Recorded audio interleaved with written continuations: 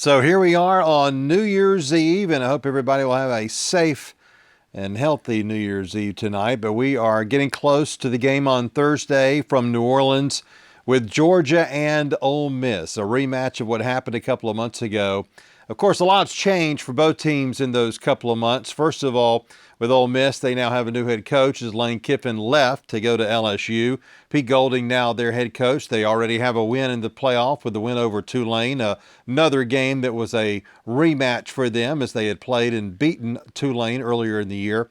And now they'll play Georgia, a team that beat them by 8 points in Athens back in October. Of course, Georgia's different too, because really it was around that time of the year that we saw a change in that Georgia defense, and some even believe that in the second half of that game against Ole Miss, Georgia's defense clicked a little bit. Now, remember, Ole Miss had their way offensively with the Dogs' defense in the first half of that game as they scored on every possession, but then it slowed down a little bit. Then, of course, things changed with the big fourth down stops against the Gators in Jacksonville, a better defensive performance against Mississippi State, a win over Texas, a very good performance over a very explosive Georgia Tech offense, and then, of course, the SEC championship win over Alabama. So this defense for Georgia is different. They now have a pass rush. They really didn't have that earlier in the year, but they are having that. Now, one thing about that for the game on Thursday is that Gabe Harris, who has been part of that improved pass rush, is going to be out.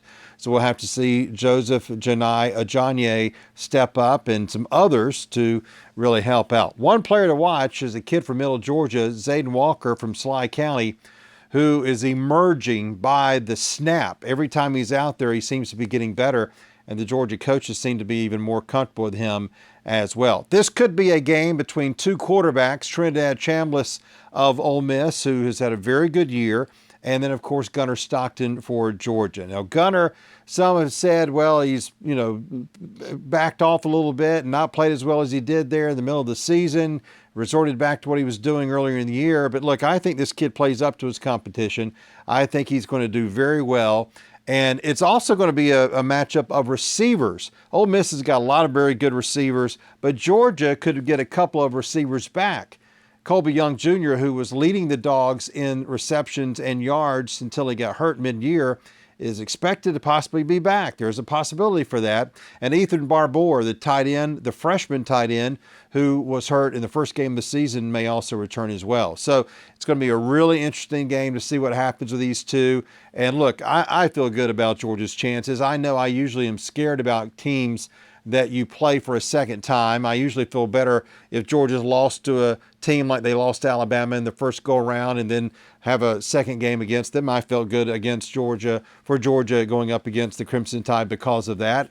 But I think that Georgia's a different team. They're better now defensively facing that Ole Miss offense they were back in October. So I think Georgia will win on Thursday night in New Orleans.